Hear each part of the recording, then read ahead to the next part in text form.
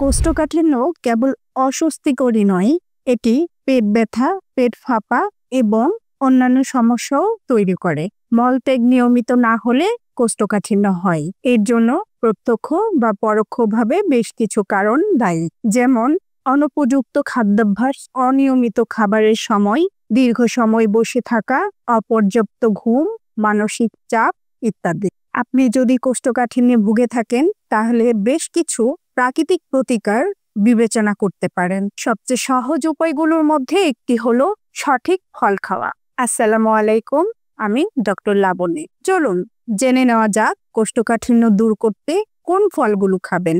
কলা। ফাইবার সমৃদ্ধ কলা দীর্ঘদিন যাবৎ কোষ্ঠকাঠিন্যের ঘরোয়া প্রতিকার হিসেবে ব্যবহৃত হয়ে আসছে। পাকা কলা অন্ত্রের সিনড্রোম উন্নত করে এবং ক্ষুদ্রান্তে উপস্থিত মাইক্রোভেলিকে আরো ভালোভাবে কাজ করতে দেয়, হজমে সাহায্য করে এবং কোষ্ঠকাঠিন্য দূর করে।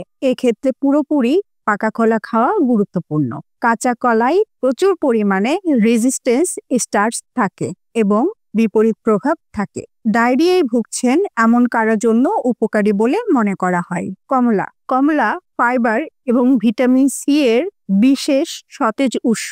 এই সাইট্রাস ফল কিছুটা পরিমাণে রেচক প্রভাব ফেলে বলে জানা যায়। কমলা খেলে বেশি পরিমাণে ফাইবার পেতে পারেন। কিছু গবেষণায় আরো বলা হয়েছে যে কমলায় ন্যারিনজেনিন যৌগের উপস্থিতি কোষ্ঠকাঠিন্যে আক্রান্তদের সাহায্য করতে পারে। নাশপাতি।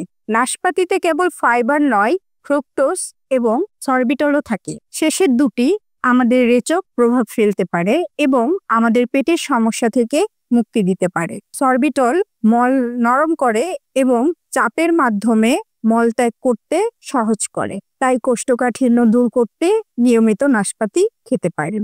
আপেল।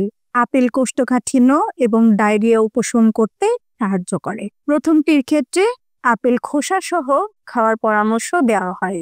এর বাইরের অংশে অদ্রবণীয় ফাইবার থাকে এবং মলত্যাগ বৃদ্ধি করে। ফলের মধ্যে দ্রবণীয় ফাইবারও থাকে, বিশেষ করে পেকটিন নামক একটি খাদ্য তালিকাগত ফাইবার। তবে ডায়রিয়া বা পাতলা পায়খানা হলে বিশেষজ্ঞরা খাওয়ার আগে খোসা ছেড়ে নেওয়ার পরামর্শ দেন। পেঁপে। পেঁপে হলো একটি কম ক্যালোরিযুক্ত ফল যা পানির পাশাপাশি ফাইবার সমৃদ্ধ।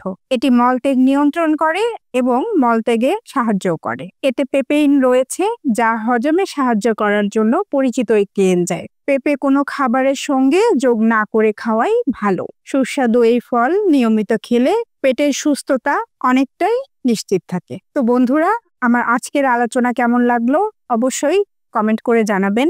দেখা হবে নতুন কোনো ভিডিওতে। ভালো থাকবেন, সুস্থ থাকবেন। ধন্যবাদ।